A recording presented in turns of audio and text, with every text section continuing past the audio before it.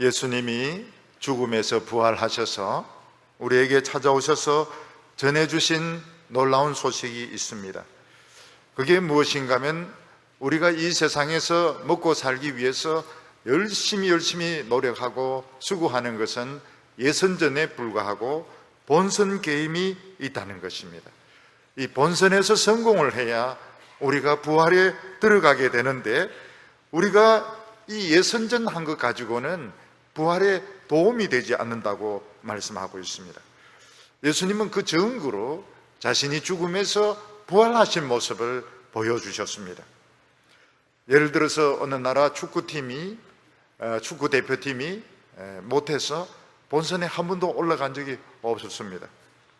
그런데 열심히 운동하고 연습을 해서 본선에 올라가게 되었고, 또 경기를 잘해서 만약 4강까지 올라가게 되었다면 아마 전 국민들이 미쳐서 흥분할 것이고, 또 선수들도 우리가 4강까지 올라갔으니까 한번 결승까지 한번 올라가 보자, 우리 한번 우승을 해서 전 국민과 같이 한번 미쳐버리자, 이런 생각을 가지고 죽 짜고 경기를 하게 될 것입니다.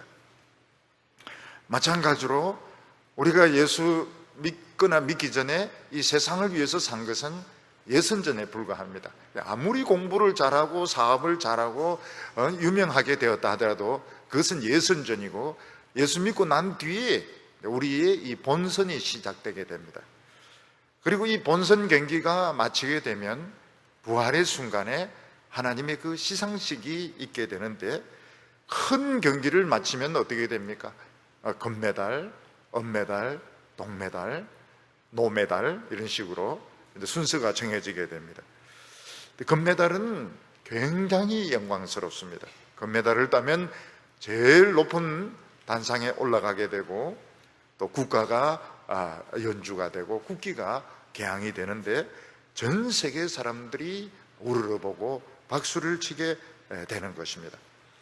마찬가지로 우리가 지금 세상에서 아무리 성공하고 유명해져 봐야 이거는 본선에 불과하고, 믿음의 인생, 이게 본선입니다. 믿음의 인생, 이게 본선이고, 이게 쉽지가 않아요. 이게 혼자서 열심히 내고 혼자서 미쳐 날뛴다 해가지고 되는 수 있는 성질의 것이 아닌 것입니다. 그런데 우리가 이 본선에서 믿음 생활 한 것을 가지고 무엇이 결판되는가 하면 이 부활 이후의 순간에 영광이 달라지게 되는데, 사도 바울은 해의 영광이 다르고 달의 영광이 다르고 별의 영광이 다른 것처럼 우리가 부활하고 났을 때의 그 명예와 영광이 달라지게 된다고 말씀하고 있습니다. 우리는 예수 믿고 난 뒤에 그 예수님의 도우심으로 우리는 본선에 지금 올라오게 되었습니다. 이 본선에 지금 올라와서 잘하면 결승까지 가게 될지도 모릅니다. 우리가 세상에 공부를 해라 그러면은 공부 잘하기 참 어렵습니다. 왜냐하면 정말 공부 잘하는 사람들이 많아요. 우리 보고 사업에 성공하라 그러면은 사업에 성공하는 것이 참 어렵습니다. 제가 이 대구에 와보니까 교인들 중에도 사업을 해서 성공하는 분들이 많이 계시는데 정말 사업에 성공하는 거 어렵습니다. 정치는 더 어렵습니다. 근데 이게 뭔가 하면 이게 예선이고, 이거는 메달하고 아무 상관이 없습니다. 그래서 예수님이 뭐라고 말씀하시는가 하면, 썩는데 그 시간 허비하지 말고 영생하는 것을 위해서 일해라고. 그리고 제자들이 땀을 뻘뻘 흘리면서 양식을 구해오니까 예수님 뭐라고 말씀하십니까? 난 벌써 다 먹었다 이러면서 난 그런 양식 지금 먹지 않겠다고 예수님이 말씀하셨습니다. 우리는 예수 믿으면서 지금 본선에서 지금 뛰고 있는 사람들이고, 잘하면 결승까지 올라가게 될 줄도 모릅니다. 그래서 우리가 지금 예수 믿는 것이 굉장히 중요합니다. 우리가 여기서 한번 결승까지 한번 올라가 봐야 되겠다. 결승까지 올라가면 어떻게 됩니까? 난리가 납니다. 난리가 나요. 온 세계가 난리가 납니다. 결승까지 한번 노려봐야 되겠다. 내가 딴 것은 몰라도 예수 믿는 거 하나 가지고 내가 결승까지 한번 올라가야 되겠다, 이런 생각을 가지라고 성경이 말씀하고 있습니다. 그래서 옛날 장군들은 군인들이 도시에 오래 주둔하는 것은 좋지 않다고 이야기를 했습니다. 왜냐하면 군인들이 도시에 오래 있다 보면 술이 있고 여자가 있고 또 군수품이 있기 때문에 결국 이 군인들의 기강이 해이해지게 됩니다. 저도 이 군인들을 이렇게 보면 후방 지역은 역시 이 기강이, 군기라고 말하는데 기강이 좀 떨어지는 것 같아요. 근데 전방 부대를 가면 어떻습니까? 눈이 막 반짝반짝합니다. 눈이 막 반짝반짝하고, 그리고 막 전투할 이런 자세를 딱 가지고 있고, 해군도 함정을 타면 군기가 탁 달라집니다. 공군도 이 비행기 모는 이 조종사, 여기는 군기가 달라요. 육군도 최전방 부대는 군기가 다릅니다. 근데 후방 부대는 아무래도 좀 기강이 좀 나태해지는 것 같고, 또 술도 마시게 되고 군수품을 빼돌리려고 생각을 하기도 하고, 이제 이러면서 결국 부패하게 되는 것입니다. 근데 교회도 마찬가지입니다.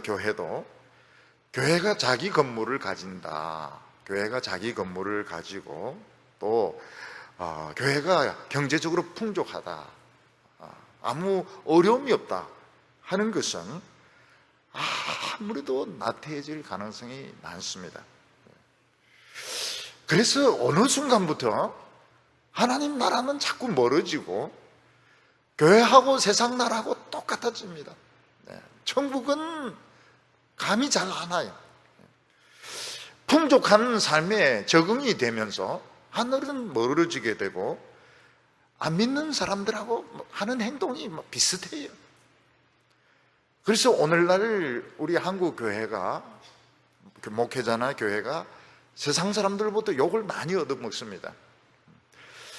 세상 사람들로부터 욕 얻어먹는 교회, 욕 얻어먹는 목사가 천국의 본선에 올라간다는 건 상상하지 말아야 됩니다. 아니, 안 믿는 사람들에게 욕 얻어먹는 주제에 어떻게 어떻게 결승에 올라가지? 그거는 불가능한 것입니다. 그러니까 하나님의 종들이나 성도들도 자기 자신을 할 수 있는 한 가혹한 조건에, 어려운 여건에 자꾸 이 어려운 여건으로 가려고 노력을 해요. 군인들도 최전방에 가야 승진할 수 있는 것처럼, 계급이 올라갈 수 있는 것처럼, 우리도 그냥 말만 믿는다 하고 편안하게 살면 상 받는 것은 상상할 수도 없고 지옥 갈 가능성도 많아요. 크리스찬 이런 타이틀을 가지고 지옥에 갈 가능성이 많습니다. 그래서 우리가 이 예수 믿는 순간부터는 이게 본선 경계이기 때문에 생각을 잘 해야 됩니다. 생각을. 목회자도 마찬가지입니다. 목회자도 부자들이 많고 크고 편한 목회면 자기가 생각을 해야 됩니다. 여기서 어떻게 될 것인지 생각을 해봐야 됩니다.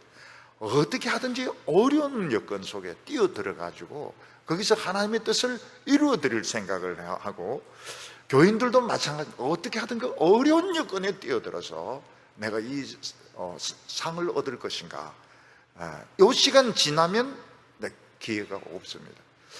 우리 지금 살아있는 이 시간을 놓치고 나면 그 뒤에는 다시 상 받을 기회가 없습니다. 오늘 첫 번째로는 예수님의 모습이 굉장히 전투적으로 보여지는 것을 볼 수 있습니다. 여러분, 군인들은 평소에는 보면 계급장을 번쩍번쩍 닦고 구두를 닦고 이러지만 실제로 전투가 벌어지면 어떻습니까? 전투가 벌어지면 저기 땅에서 땅굴을 파고 기어 올라오기도 하고, 그리고 보이지 않는 곳에서 저격을 해서 사람을 쏘기도 하고, 캄캄한 밤에 새까맣게 총을 쏘면서 덤벼들기도 하는데, 한 3일에서 일주일 정도 잠 한숨 못 자고 먹지도 못합니다. 전투할 때는 수염을 깎는다든지 음식을 먹는다든지 이런 건 불가능하고, 물이나 마시면서 밤새도록 잠을 잘 수가 없습니다. 전쟁은 밤에 하는 겁니다. 낮에는 부상병들 이동시키고 죽은 시체들 처리하고 이러지, 전투는 밤에 이루어지는 거예요. 밤에 이루어지고 그 시궁창에서 이루어지게 되는 것이고 그 산악지대에서 이루어지는 것이지, 낮에 대낮에 행진하듯이 그런 가운데 이루어지지 않습니다. 그래서 군인들은 전투가 벌어지게 되면 먹지도 못하고 자지도 못하고 그냥 총을 쏘고 안 되면 칼로 찌르고 나중에 막 주먹질하고 돌로 때리고 어떻게 하든지 이겨야 되는 것입니다. 예수님께서는 부활하시고 난 뒤에 굉장히 그 전투적인 모습으로 나타나셨습니다. 27절에 보면 만물을 그의 발 아래 두셨다 하였으니 만물을 아래 둔다 말씀하실 때에 만물을 그의 아래 두신 이가 그 중에 들지 아니한 것이 분명하도다. 예수님이 이 세상에 살아 계실 때는 정말 온유하고 겸손하셨습니다. 다른 사람이 뺨을 때리고 수염을 당기고 욕을 퍼부어도 예수님은 대꾸 한마디 하지 아니하셨습니다. 근데 예수님께서는 부활하고 나신 후에는 완전히 모습이 달라졌습니다. 예수님은 모든 만물을 복종시키는 이런 전투적인 이런 군인의 모습, 이런 지휘관의 모습으로 나타나게 되었습니다. 예수님이 죽음에서 부활하심으로 사탄은 머리에 치명상을 입게 되었습니다. 머리가 거의 반 이상 깨어지게 되었습니다. 그런데 사탄은 절대로 복종하지 않습니다. 머리가 깨어져가 반 이상이 날아갔는데도 결사적으로 예수님에게 덤벼들려고 하고 있습니다.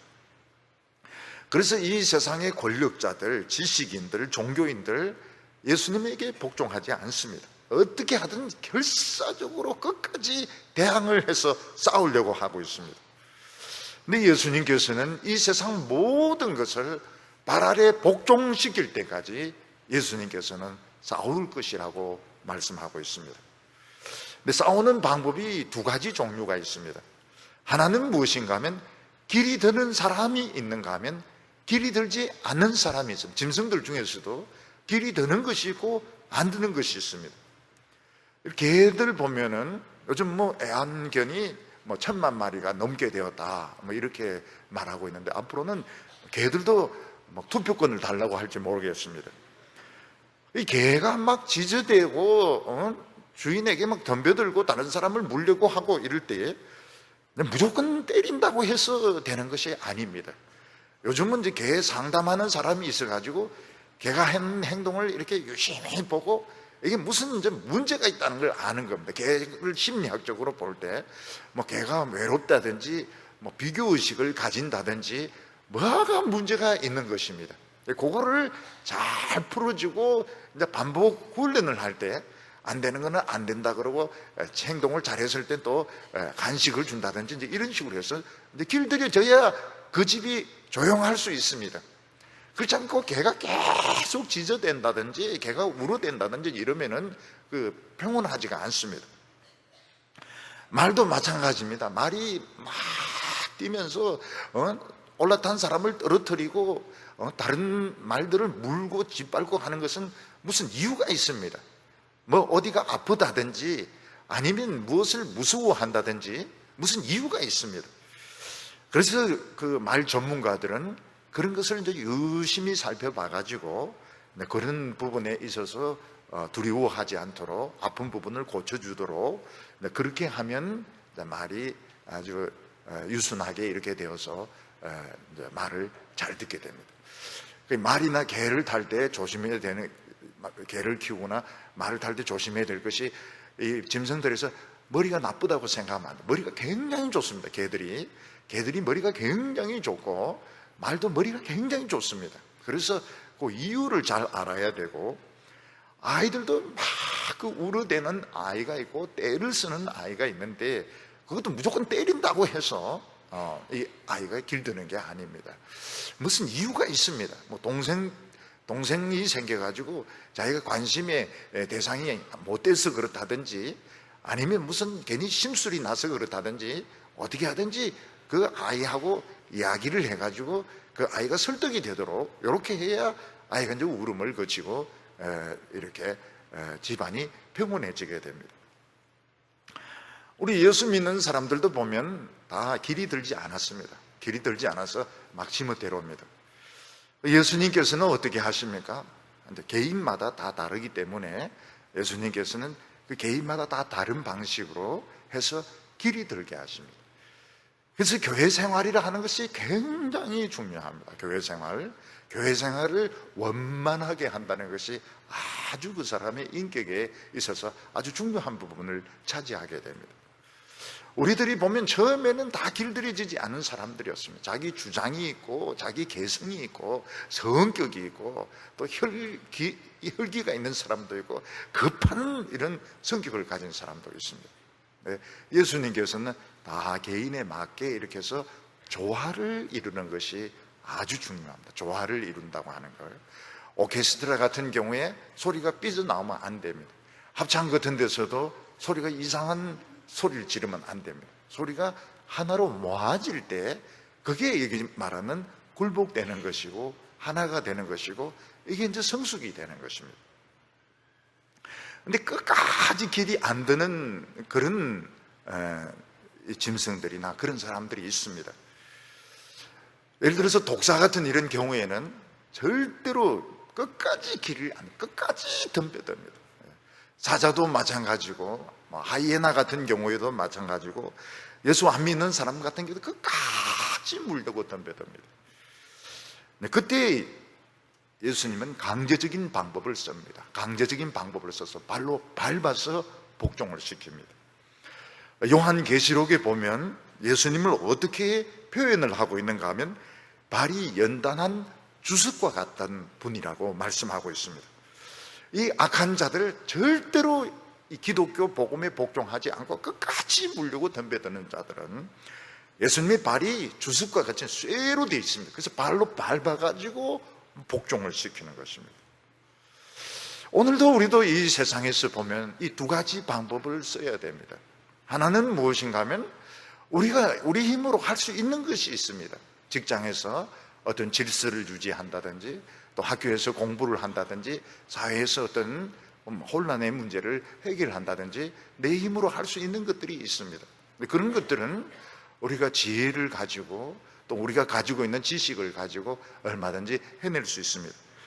그런데 북한 같은 경우에 끝까지 말을 안 듣습니다. 동성애자들도 끝까지 말을 안 듣습니다. 그럴 때는 어떻게 합니까? 그건 기도로 해야 됩니다. 기도로 지원 사격을 받아가지고 이걸 주석과 같은 이런 발로 밟아서 눌려야 되는 것입니다. 그래서 머리를 밟아서 강제로 누르고 그래도 고개를 쳐들면 머리를 더 세게 눌려서 고개를 쳐들지 못하게 하고 이렇게 해서 결국은 잠잠해지는 것이 샬롬입니다. 그렇게 하는 것이 평안한 것입니다. 예수님은 그런 힘을 가지고 있습니다. 그런데 예수님께서는 우리 믿는 자를 통해서 그 일을 하게 하십니다. 그래서 가정 안에서 무슨 불협화음이 생기거나 이렇게 할 때 우리가 사랑으로 얼마든지 잘할 수 있습니다. 교회도 마찬가지입니다. 사랑으로. 교회 안에서는 주석발을 쓰면 안 됩니다. 군화를 쓰면 안 됩니다. 말하는다 해서 뒷방에 데리고 와서 발로 차고 이렇게 해서는 안 됩니다. 사랑으로 해야 됩니다. 근데 악한 영들, 이 마귀와 악한 영들, 이 아주 고약한 영들은 말을 해가지고 듣지 않습니다. 이런 것들은 결국 기도로 강제로 눌려가지고 꼼짝 못하도록 만들어야 됩니다. 28절에 보면 만물을 그에게 복종하게 하신 때에는 아들 자신도 그때에 만물을 자기에게 복종하게 하신 이에게 복종하게 되리니 이는 하나님이 만유의 주로서 만유 안에 계시게 하려 함이라. 예수님께서는 이 세상 모든 것을 복종을 시킨 뒤에 먼저 우리 성도들을 통해서 복종을 시켜서 사랑으로 설득을 시키시고 나중에는 강제로 밟습니다. 나중에는 마지막에 심판을 합니다. 그리고 나서는 모든 만물을 하나님께 돌려드린다고 말씀하셨습니다. 그러면 이 세상은 어떻게 되는가 하면 하나님이 직접 다스리는 세상으로 변하게 되는 것입니다. 우리 지금 이 세상은 하나님이 다스리고 계시지만은 하나님이 직접 다스리지 않는 것처럼 보입니다. 무슨 말인가 하면 마치 이 세상은 버려진 정원과 같은 것입니다. 마치 포기한 학생들 같아요. 학교에서 선생님들이 학생들을 포기하면 수업 시간에 엎드려 자기도 하고 장난치기도 하고 싸움질하기도 하고 그 학급이 엉망진창이 됩니다. 어떤 정원이 있는데 정원을 그냥 버려두면 잡초가 생기고 여기는 꽃이 있고 여기는 잡초가 생기고 여기는 아무것도 없고 그렇게 됩니다.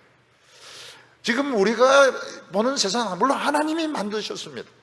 또 하나님께서 다스리고 계십니다. 그렇지만은 하나님이 직접 다스리지 않습니다. 하나님 많은 부분을 그냥 자연 법칙에 따라서 되어지도록 내버려 두시고 인간들에게 많은 부분을 맡겨두셨습니다. 그래서 어떤 부분은 아름다운 부분도 있습니다. 근데 어떤 부분은 정말로 엉망진창입니다. 엉망진창이고 도저히 눈 뜨고 볼 수 없는 그런 부분들도 있습니다. 이 세계도 마찬가지입니다. 폭우가 쏟아지기도 하고 어떤 때는 교통사고가 나기도 하고 지진이 일어나기도 하고 막 난리도 아닙니다. 근데 예수님께서는 이 모든 것을 다 복종을 시킵니다. 예수님의 발 아래, 다 그리스도의 발 아래 다 복종을 시킵니다. 왜냐하면 그리스도는 하나님의 아들이시고 창조자이시고 이 모든 인간과 우주 세계를 만든 기술자입니다. 전체적인 지휘를 하시고 허락을 하시고 명령하신 분은 하나님 아버지지만 우리 인간들을 세부적으로 만드시고 지구를 세부적으로 만들고 하신 기술자는 그리스도입니다. 그래서 그리스도가 두 가지 방법으로, 하나는 말씀으로, 나중에 하나는 강제적인 방법을 써서 모든 것을 다 복종을 해서 샬롬을 만든 뒤에 하나님에게 자기 자신도 복종을 합니다. 자기가 하나님이지만, 하나님의 아들이고 하나님이지만 스스로 복종을 하십니다. 그러면 어떻게 되는가 하면 하나님이 직접 다스리는 우주로 이 우주 자체가 성숙하게 됩니다. 이게 우리가 이해가 될지 모르겠습니다. 좀 버려졌던 그런 정원이 아주 정교한 기술자에서 정원이 다듬어진다든지, 또 아니면 그냥 팽개쳤던 그런 학생들이 최고로 우수한 학생으로 변하는 것으로 비유가 될지 모르겠습니다. 사실 그 비유가 되지 않습니다. 왜냐하면 하나님이 직접 다스리는 나라, 그리스도가 전투적으로 복종시키고 난 뒤에 하나님이 직접 다스리는 그 세계는 너무너무 수준이 높고 아름답기 때문에 지금 혼란 가운데 있는 우리로는 상상하기 어렵습니다. 그런데 분명한 것은 그때까지 예수님께서는 발이 주석으로 된 그런 몸으로 불꽃 같은 눈을 가지고 이 세상에 우리 성도들을 통해서 한편으로 사람들을 설득을 해서 구원을 시키시고, 다른 한편으로는 사탄을 발로 밟아서 꼼짝 못하게 하고 나중에 그 머리를 완전히 깨뜨려서 박살을 내고 난 뒤에는 하나님께 온 우주를 바치게 된다고 말씀을 하고 있습니다. 오늘 여기 두 번째로는 우리는 어떤 사람인가 하면 지금 제2의 인생, 본선을 치르는 사람들로 비유하고 있습니다. 어떤 연주자나 운동선수가 지금까지 좋은 선생을 만나지 못해서 별로 운동이나 연주를 잘하지 못했습니다. 그런데 아주 세계적으로 유명한 그 선생님, 코치를 만나게 되었고, 또 자기 자신의 그 잘할 수 있는 재능을 이제 찾게 되었을 때 그 사람은 어떻게 하면 밤새도록 죽으라고 연습을 할 겁니다. 죽으라고 연습을 해가지고 결국은 우승을 할 수 있다면, 차이코프스키의 무슨 그런 그 대회라든지 방클라이번 대회라든지 그게 만약 우승할 수 있으면 우승하려고 할 것입니다. 마찬가지로 우리가 세상적으로 보면 우리 성도들 중에서 좀 뛰어난 분들도 계세요. 학문적으로도 좀 뛰어난 분도 계시고 사업도 참 잘하시는 분도 계시고, 정치적으로는 우리 교회는 정치적으로 그런 분은 별로 없는 것 같아요. 어떤 교회는 보니까 그 음식점 하는 분들이 많아요. 그 교회 부흥회를 갔더니 그 담임 목사님이 저인데 뭘 원합니까? 양식입니까? 한식입니까? 중국 음식입니까? 모르겠다 이랬더니 이제 하루씩 도웁니다. 하루씩. 하루씩 도는데 그 교인들은 그냥 쉬운 말로 먹어 조지는데 먹는데 굉장한 그 은사가 있는 것 같아요. 먹는데 은사가 뛰어난 것 같아요. 근데 우리 교회는 보면은 찬양이 굉장히 뛰어납니다. 찬양이 오늘도 이 부른 이 찬양이 굉장히 그 잘한 찬양이고요. 아마 그 전문가들이 들으면 막 눈물 흘릴 정도로 굉장히 그 뛰어난 찬양입니다. 제가 이 다른 교회도 예배 드릴 때 보면 큰 교회도 이렇게 들어보거든요. 들어보고 이러면은 역시 우리 교회가 잘하는구나 이런 이제 생각이 들 정도로 참 소리 질 자체가 참 좋다 이런 생각이 들 때가 많습니다. 그렇지만 우리가 거의 대부분은 참 평범하고 내가 뭘 잘해야 되는지 잘 모르는 가운데 살아가고 있습니다. 근데 예수님이 부활하셔서 찾아오시고 난 뒤에 본선에 들어가게 된 겁니다. 그냥 예수 믿는 사람은 다 본선에 들어가게 된 겁니다. 부활의 능력으로, 예수님의 십자가 능력으로 본선에 다 들어가게 된 것입니다. 근데 여기서 우리가 자신감을 찾습니다. 우리가 세상에서는 자신감을 못 찾아도 교회에서는 자신감을 찾습니다. 그리고 내가 뭔가 잘할 수 있는 것이 한 가지 있다는 것을 발견하게 됩니다. 저는 제가 어렸을 때부터 이렇게 잘하는 게 없었습니다.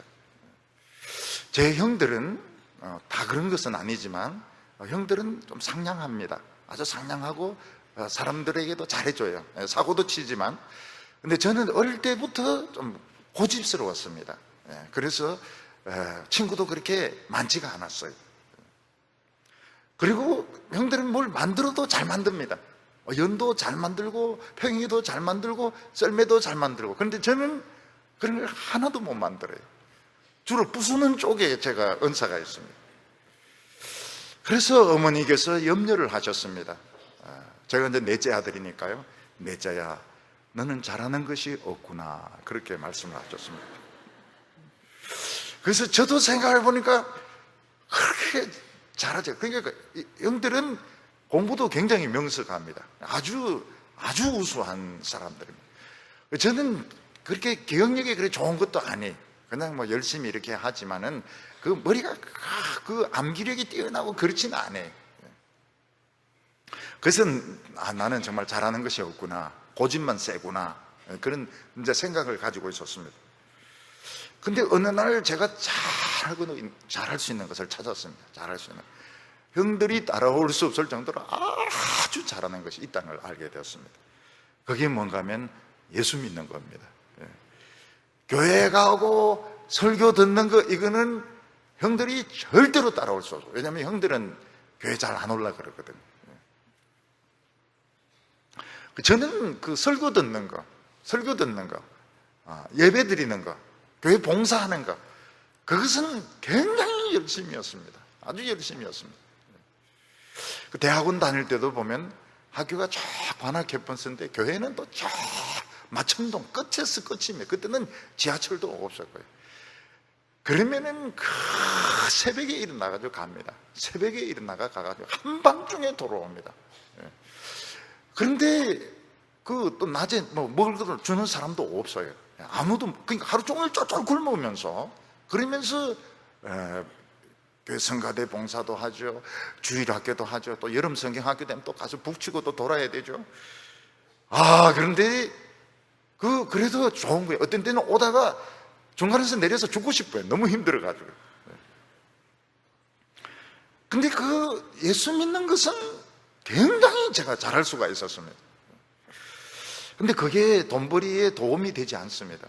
예수 잘 믿는다 해서 저절로 대학교 붙어지는 것도 아니고, 그렇게 한다고 해서 저절로 성공이 되는 것도 아니고, 그래서 저는 너무너무 열심히 믿어가지고 그냥 인생 망쳐버렸습니다. 극빈자가 되어버렸습니다. 정말 많은 사람들이 싫어하고 실망을 했습니다. 근데 어느 날 가만히 보니까 나도 모르는 사이에 보물창고 안에 들어있는 겁니다. 참 놀라운 것이, 정말 인생에 헤맨 줄 알았고 실패한 줄 알았고 예수님이 나를 정말 망하는 자리로 데리고 간 줄 알았는데, 알고 보니까 진짜 희한한 보물창고 안에 들어와 있는 겁니다. 빌 게이츠, 스티브 잡스, 이런 사람들 보면 다 이 컴퓨터 가지고 보물을 찾은 사람들입니다. 근데 알고 보니까 그 게임이 안 돼요. 게임이 안 되는 게, 이 스마트폰 안 쓴, 전 세계에서 안 쓴 사람이 없지 않습니까? 다 씁니다. 얼마나 스티브 잡스가 대단한 사람이고 빌 게이츠가 대단한 사람인지 모릅니다. 근데 알고 보니까 성경 안에 보물이란 보물이 다 들어있는 것입니다. 다이아몬드, 루비, 사파이어, 자수정, 전부 다 들어있는 것입니다. 보니까 이 성경 속에, 다른 분들은 학자로 나갑니다. 학자로 나가요. 머리 좋은 사람들은 신학을 해도 다 학자로 나갑니다. 그 신학이 무엇인가 하면 이제 성경을 캘 수 있는 꽃갱이를 공부하는 겁니다. 꽃갱이 학을 공부하고 삽자루 학을 공부하는 것입니다. 근데 저는 꽃갱이도 없이 삽도 없이 그냥 막 마구잡이로 성경 속을 파고 들어가는 것입니다. 정말 무식한 방법으로, 저돌적인 방법으로 들어간 겁니다. 그런데 그 안에 있는 보물을 그냥 거의 다 차지하게 되었습니다. 그런데 시간이 참 많이 지나고 난 뒤에 생각을 해보니까 꽃갱이 학을 배우고 삽자루 학을 배우고 뭐 이런 것보다도 그냥 거의 맨손에 가깝게 막 원시적인 방법으로 성경을 그냥 무대뽀로 파고 들어간 겁니다. 무대뽀로 파고 들어간 거예요. 그런데 결국은 그 안에 보석이 다 있는 겁니다. 보석이 다 있어요. 그 안에 영생부터 시작해서 종기부터 모든 것이 다 들어있는 것입니다. 그래서 이게 무엇을 알아야 되는가 하면, 교회는 보물창고입니다. 설교 시간은 보물을 막 캐내는 시간입니다. 만약 어떤 사람들이 길에 막 금덩어리가 떨어져 있다면 막 덤벼들 겁니다. 5만 원짜리가 막 깔려 있다면 막 사람들이 머리 터지는 듯이 박치기 하면서 그걸 서로 많이 주우려고 할 것입니다. 여러분, 교회 안에 비밀이 있습니다. 교회 안에 비밀이 있고, 성경 안에 설교 시간, 요 시간이 보석을 캐내는 시간입니다. 그래서 뭐라고 말씀하고 있는가 하면, 우리가 이 세상적으로는 뛰어날 수도 있고 덜 뛰어날 수도 있고 특출할 수도 있고 평범할 수도 있지만, 그건 다 예수님에 불과하고, 진짜 본선이 뭔가 하면 하나님의 보물을 캐내고 믿음을 가지고 연주를 해내야 되는 거예요. 믿음을 가지고 살아내는 것이, 이게 본선인 것입니다. 그래서 사도 바울은 33절에 이런 말을 하고 있습니다. 속지 말라. 악한 동무들은 선한 행실을 더럽히나니. 이게 아주 유명한 그 당시 희곡의 가사 내용이었습니다. 나쁜 친구들을 자꾸 사귀면 어떻게 됩니까? 그러면 자꾸 술을 마시게 되고 음란한 이야기를 하고 못된 짓을 하게 됩니다. 마찬가지로 우리가 세상 이야기를 자꾸 들으면 어떻게 됩니까? 세상이 전부인 줄 알고 자꾸 세상을 따라가게 됩니다. 그 아무리 잘해봐야 그건 예선전이고 본선에 아무 영향을 주지 못합니다. 부활에 들지 못합니다. 세상에서 아무리 재벌이 되고 아무리 정치 권력을 가지고 장관이 되고 이렇게 해도 그 부활에 들어가지 못합니다. 그래서 속지 말라는 거예요. 세상 사람들이 하는 이야기에 속지 말라는 거예요.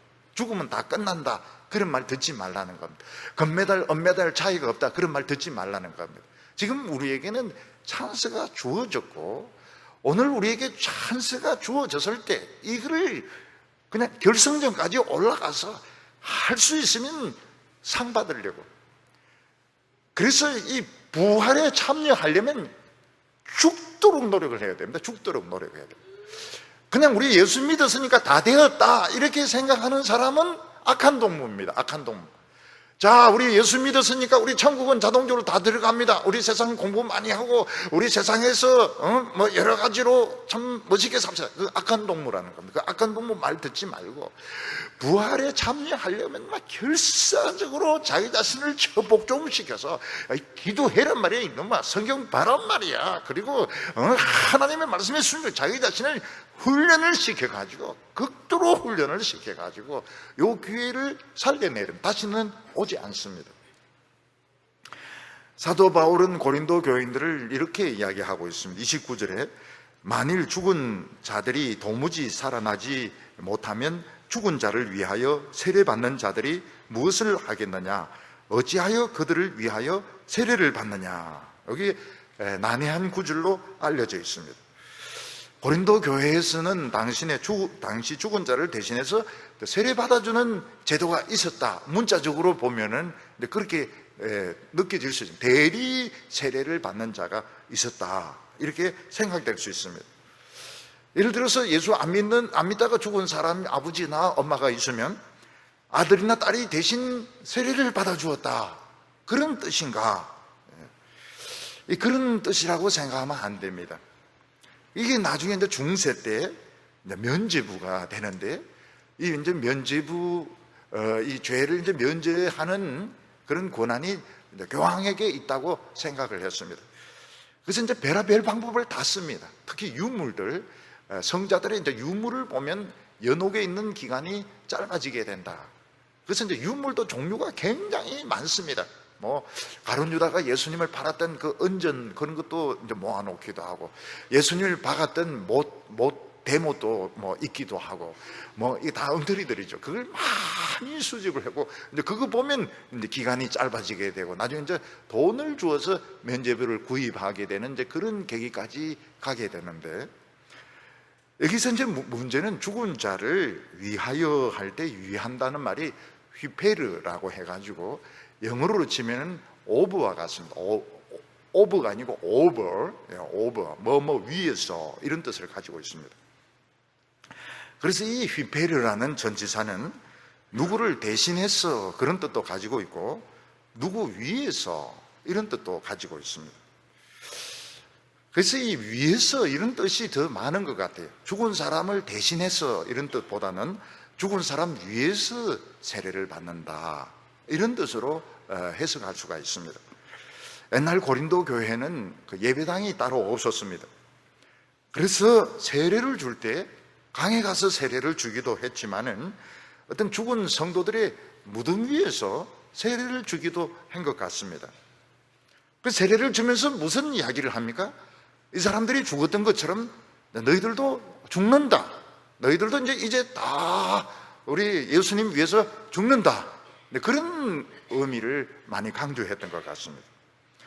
그러니까 고린도 교회는 사람들에게 세례를 주면서 뭐 강이나 이런 데서 이제 세례를 주기보다는 무덤 위에서 세례를 준 것 같고, 세례를 주면서 죽는다, 죽음을 굉장히 강조했던 것 같아요. 예수님이 죽으셨다, 우리 옛사람도 죽는다. 근데 그거를 많이 강조했던 것 같습니다.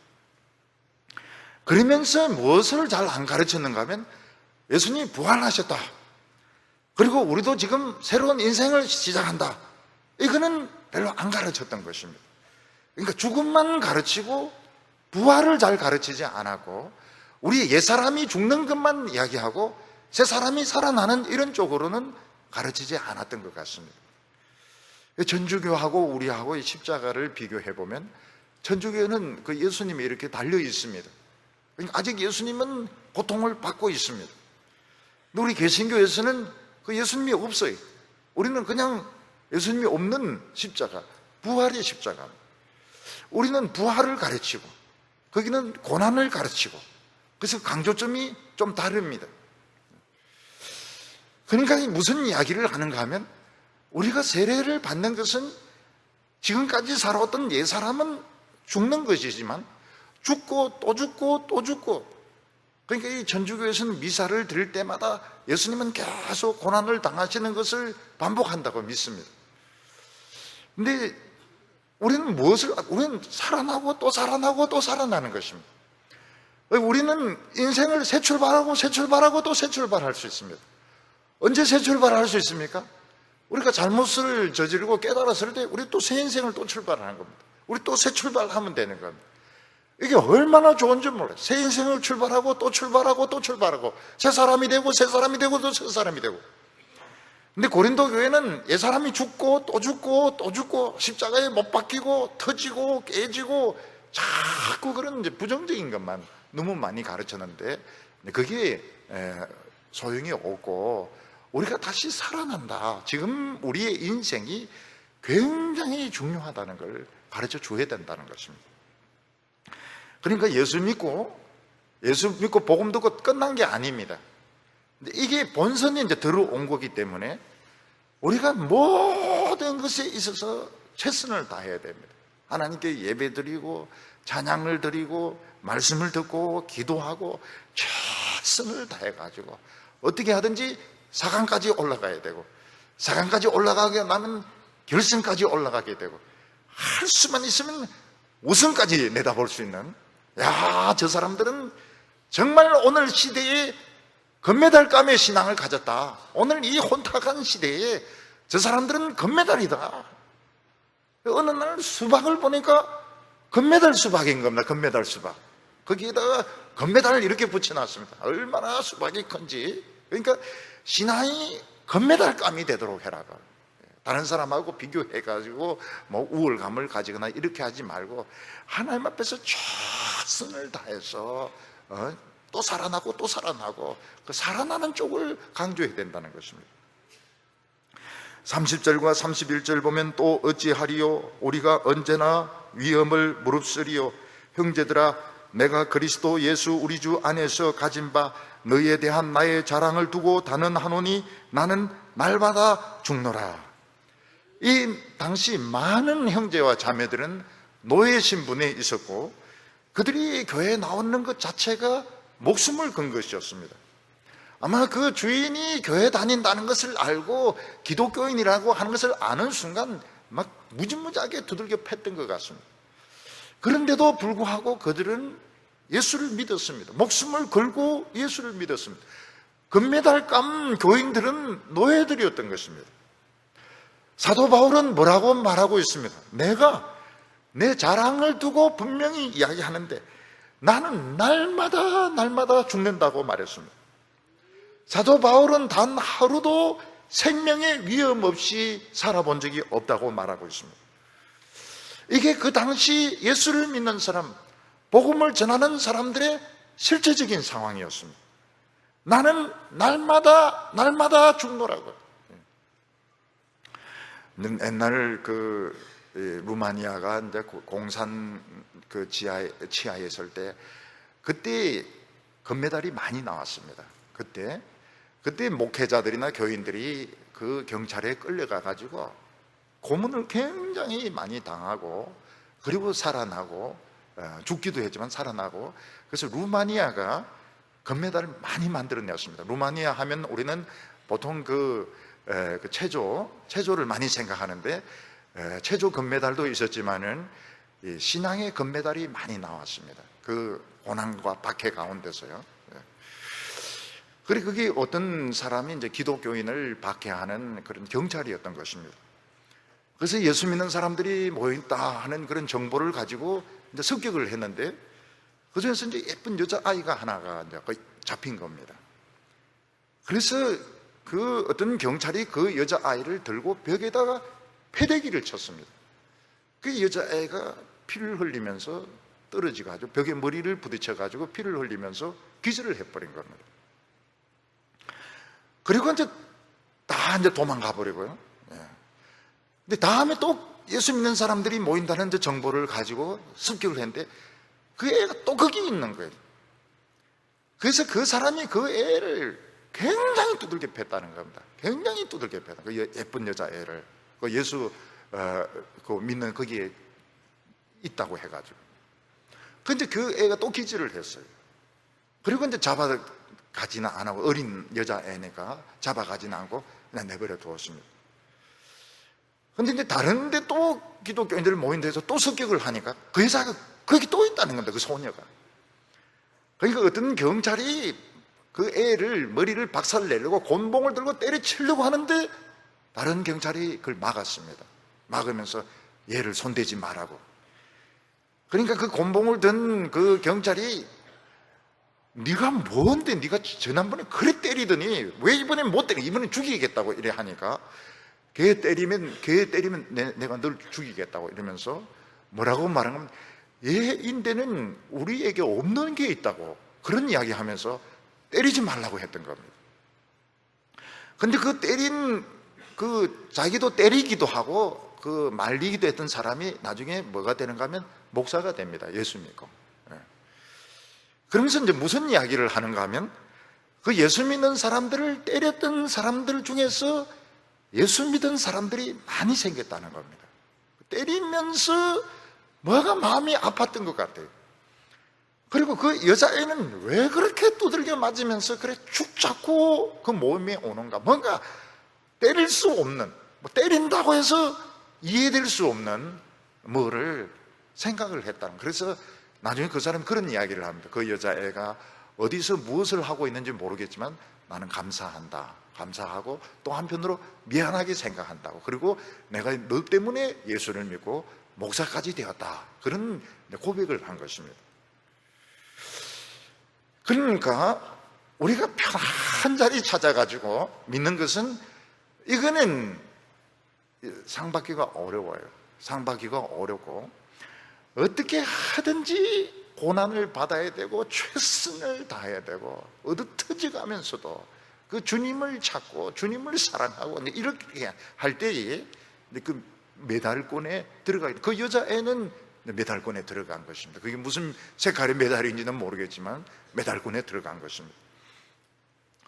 그러니까 우리 교회를 목회자가 양떼를 데리고 가는 방법이 여러 가지가 있습니다. 그래서 환난과 고통을 받기 위해서 그렇게 하는 방법도 있고, 말씀을 가지고 최전방으로 끌고 가면 결국은 고난을 받게 되어 있습니다. 저는 이제 그쪽을 택합니다. 어떻게 하든 하나님의 말씀을 가지고 최전방으로 끌고 와서, 그러면 이제 사탄이 맹공격을 하거든요. 교인들을 그냥 두지 않습니다. 그래서 병을 주기도 하고 어려운 고난을 주기도 하고 가족이 아프기도 하고 그런 가운데서 기도로 이기면서 이게 이제 메달권이 되게 되는데, 악한 목자는 어떻게 합니까? 악한 목자는 다 되었다고 가르칩니다. 교회 의리의리하게 짓고 헌금 많이 내라고 하고 행사를 막 합니다. 페스티벌, 축제를 계속 하는 거예요. 그래서 교인들도 하여금 다 끝났구나. 그래서 고난을 안 받으려고 하고 자녀들 어떻게 하든 명문학교 집어넣으려고 하고 직장에서 좋은 자리 차지하려고 하는데 그거는 교인들을 속이는 것밖에 안 돼요. 메달 절대로 못 받습니다. 관중석 아무리 좋은 자리 차지해봐야 그거는 메달을 받을 수가 없습니다. 사도 바울이 이제 자기 예를 듭니다. 32절에 내가 사람의 방법으로 에베소에서 맹수와 싸웠다면 내게 무슨 유익이 있으리요? 죽은 자가 다시 살아나지 못한다면 내일 죽을 터이니 먹고 마시자 하리라. 이건 이제 메달 따는 그 비결 중에 하나를 가르쳐 주고 있습니다. 사도 바울은 에베소에서 맹수와 싸웠다고 말하고 있습니다. 옛날 로마 제국은 기독교인들을 원형 경기장에 집어넣어서 사자에게 물려서 죽게 만들었습니다. 사도 바울은 에베소에서 이런 원형 경기장에서 맹수와 대결을 했던 것입니다.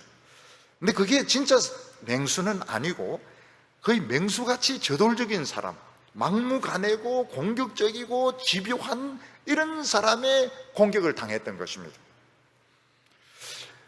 사도행전에 보면 에베소에서 소동이 일어나게 되는데 거기서 이제 구리 장색 알렉산드라는 사람이 나오게 됩니다. 이 사람은 구리를 가지고 이런 우상을 만드는 사람인데요, 부흥이 일어나니까 우상이 안 팔리는 것입니다.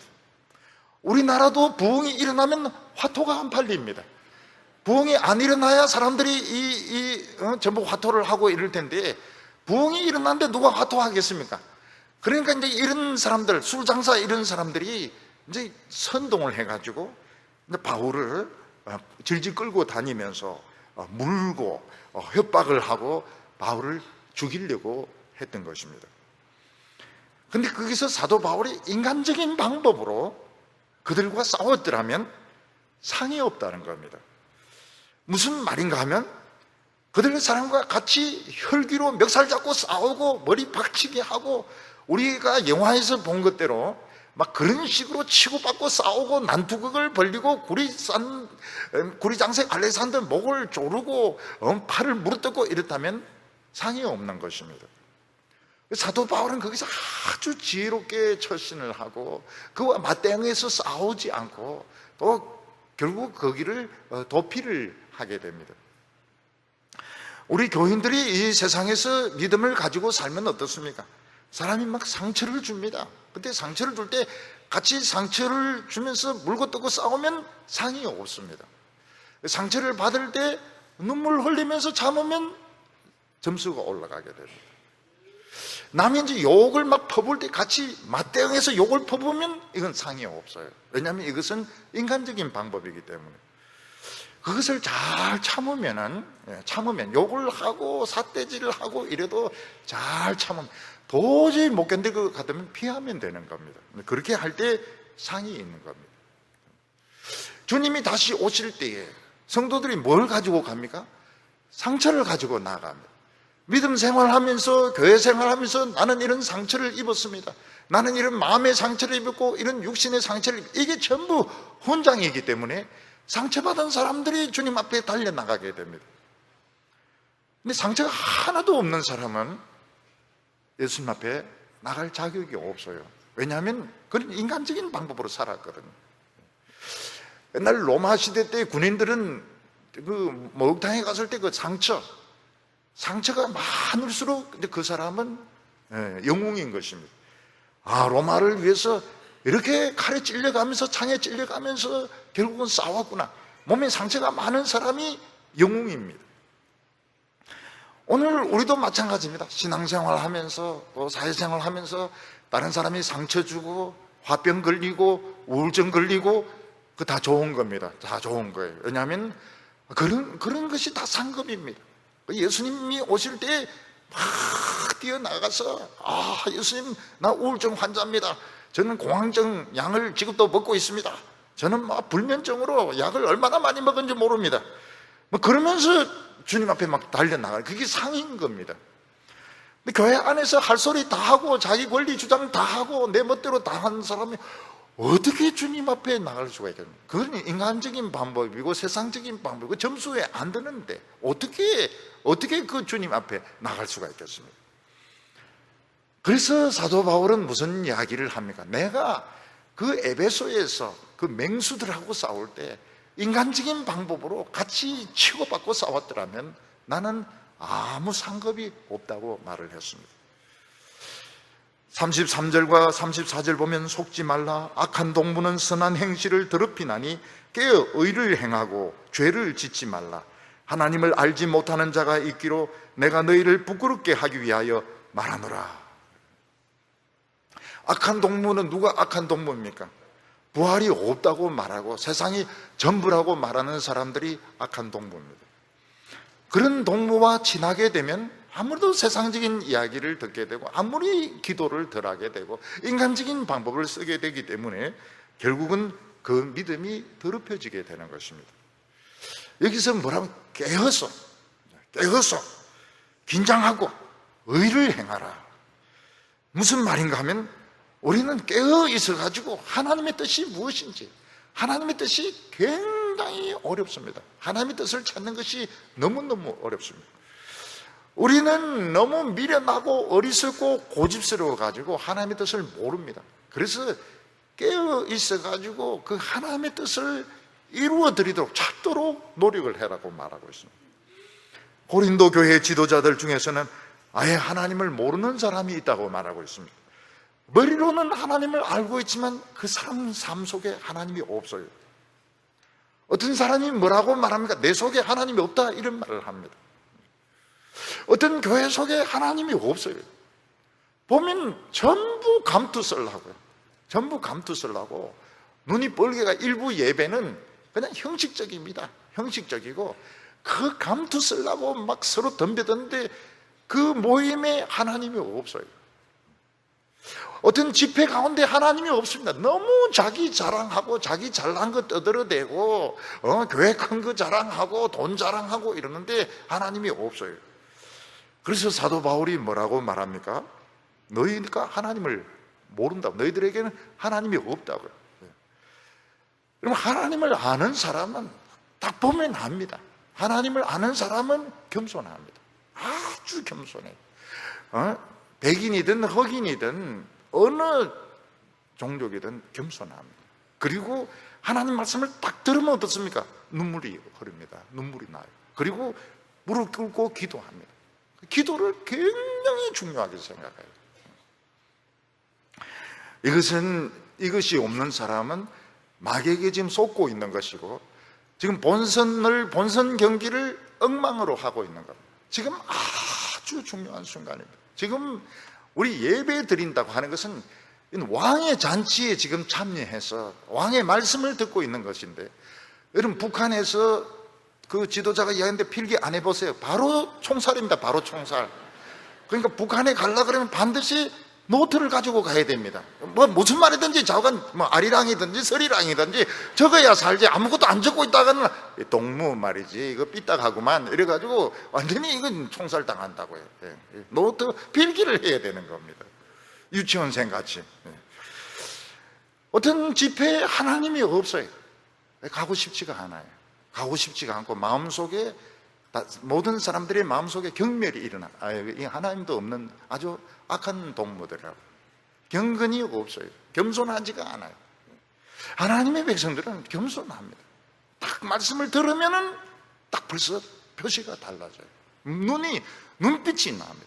그리고 기도할 때 굉장히 간절합니다. 하나님 앞에서 기도하는데 아주 간절하게 진실하게 기도합니다. 그러니까 이 사람들이 그 하나님 앞에서 자격이 있는 것입니다. 오늘 세 번째는 부활에 대해서 항상 생각하라고 말씀하고 있습니다. 사람은 숨이 멈추는 순간 사람의 몸은 식어지고 결국은 썩습니다. 썩기 때문에 그 악취가 너무너무 심하기 때문에 결국은 땅에 매장할 수밖에 없습니다. 공산주의자들은 그 지도자들을 매장을 하지 않고 방부제 처리를 합니다. 그런데도 귀가 떨어져 나가거나 코가 떨어져 나간다고 말을 하고 있습니다. 사람이 죽으면 제일 좋아하는 것이 구더기입니다. 구더기가 다 그것을 파먹게 됩니다. 사람이 죽으면 다 없어지는데 어떻게 사람이 다시 살아날 수 있느냐? 하나님은 이 놀라운 진리를 곤충의 세계를 통해서 보여주셨습니다. 이 곤충의 세계, 특히 그 중에 보면 나비를 보면 처음에는 애벌레입니다. 처음에 애벌레가 돼 있다가 죽습니다. 번데기가 됩니다. 죽은 줄 알았는데 거기서 나비가 나와가지고 온 세상을 헐헐 날아다니게 됩니다. 그 애벌레하고 나비하고는 연결이 되지 않는 너무너무 놀라운 변화입니다. 마찬가지로 지금 우리가 이 세상에 사는 것은 애벌레같이 우리는 비천하고 연약하고 참 미련하게 살아가게 됩니다. 근데 부활했을 때는 우리가 어떻게 되느냐? 나비처럼 마음껏 차원이 다르게 날아가게 됩니다. 사도 바울은 몇 가지 그런 예들을 통해서 우리가 부활을 늘 생각해라고 말하고 있습니다. 그 중에 하나가 무엇인가 하면 밭에 뿌리는 씨입니다. 씨는 그냥 평범한 알맹이고 이게 무슨 나무도 아닙니다. 그런데 그 씨 안에 있는 씨 눈에 생명이 있어가지고 땅에 떨어져 썩으면서 싹이 나오게 되는데 그게 이제 꽃이 피고 열매가 맺히게 됩니다. 그 조그만 씨에서 그 아름다운 나무가 맺히고 곡식이 맺힐 줄은 아무도 상상할 수가 없습니다. 그런데 그 씨의 눈에 생명이 있는데 하나님께서 그런 형체를 주신다고 말씀하고 있습니다.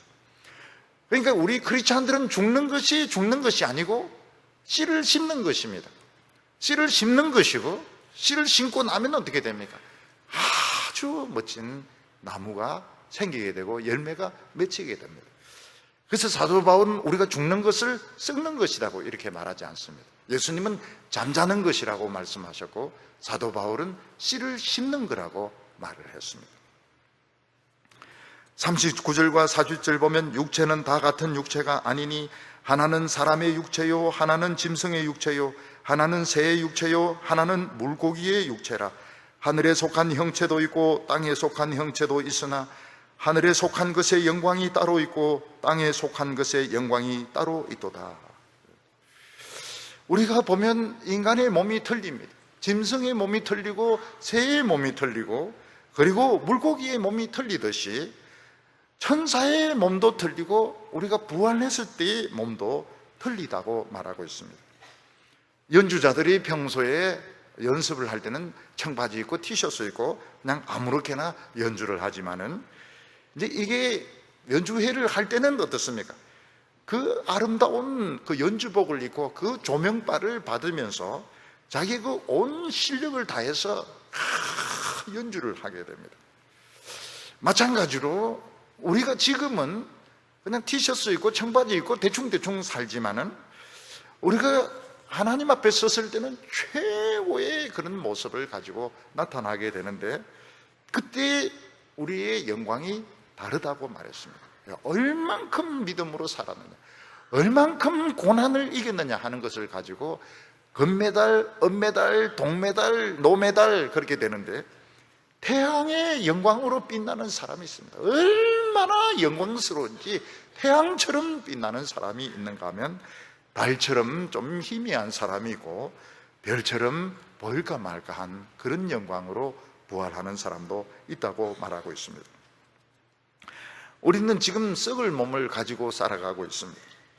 부활하고 나면 이제 다시는 썩지 않습니다. 우리는 지금 욕된 몸을 가지고 살아가고 있습니다.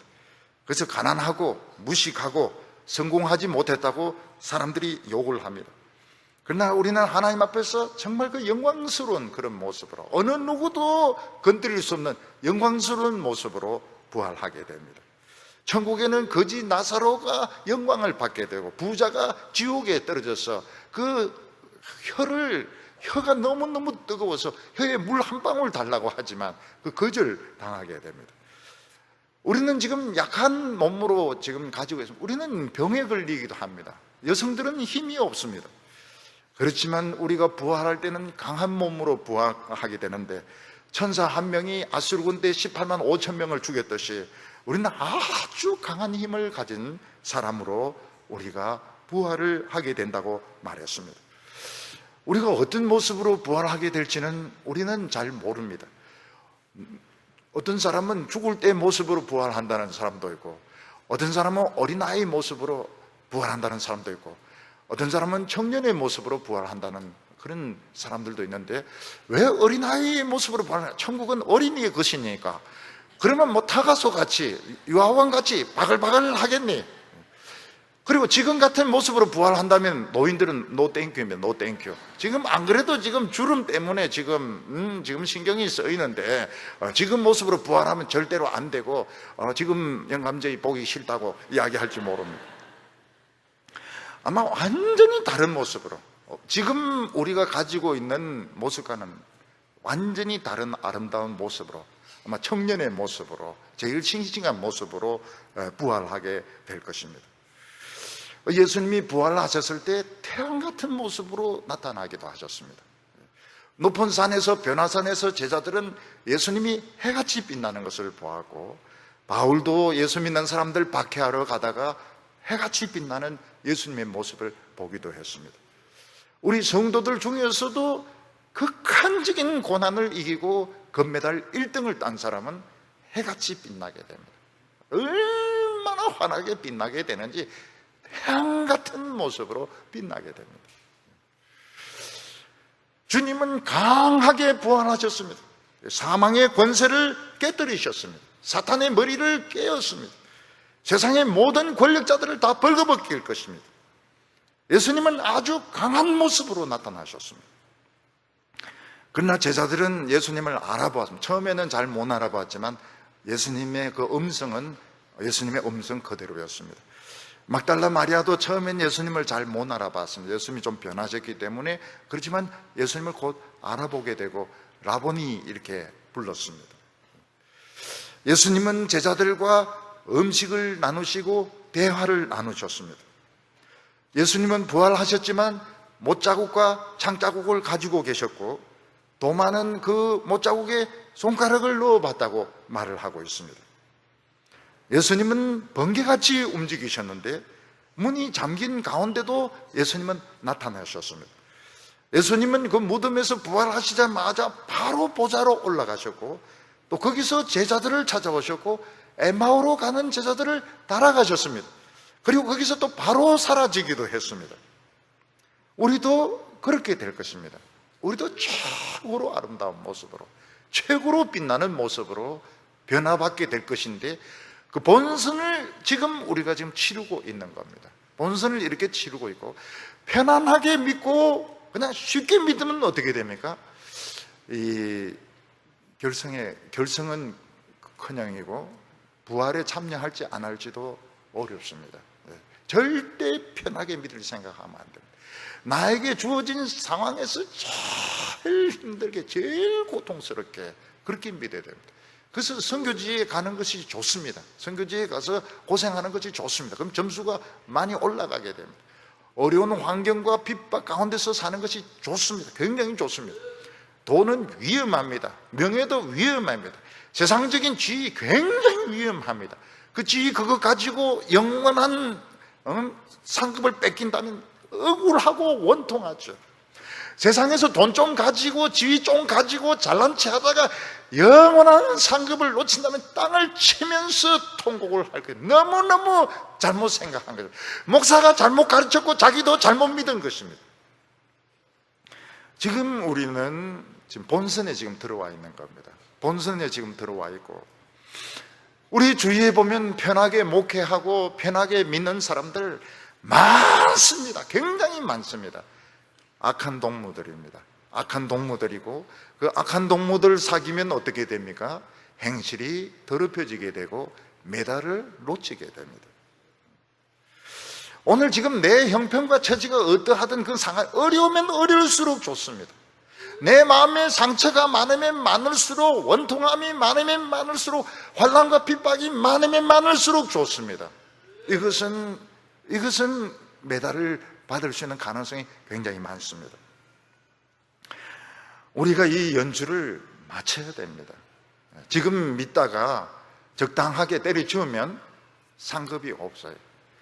옛날에 우리가 이 대학교 시험 칠 때 보면 그 장문 과목이 있었습니다. 국어에. 장문 과목에 제일 중요한 것이 뭐 띄어쓰기 내용도 중요하지만 그 내용을 일단 채워야 됩니다. 그래서 선생님이 뭘 가르쳐 주는가 하면 장문의 그거를 일단 내용을 채우는 것이 제일 중요하다. 쓰다 말면 점수가 안 나온다는 겁니다. 우리는 죽는 순간까지 달려가야 됩니다.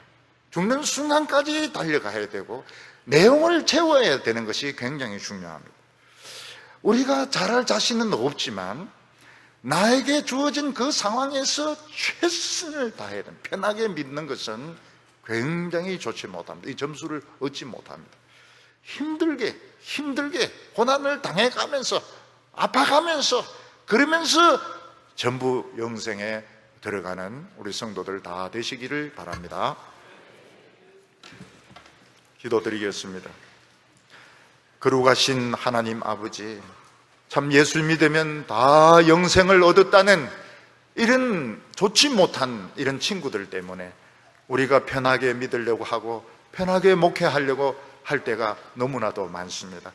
주님, 오늘 우리가 전투적인 자세로 변하게 하여 주셔서 기도를 하더라도 정말 전투적인 자세로 기도하게 하시고 말씀을 들을 때도 온 생명을 다해서 듣게 하여 주시고 고난을 즐거운 마음으로 받게 하여 주셔서 예수님이 오실 때에 우리가 기쁨으로 달려나가서 맞이할 수 있는 저희들 되게 하여 주시옵소서.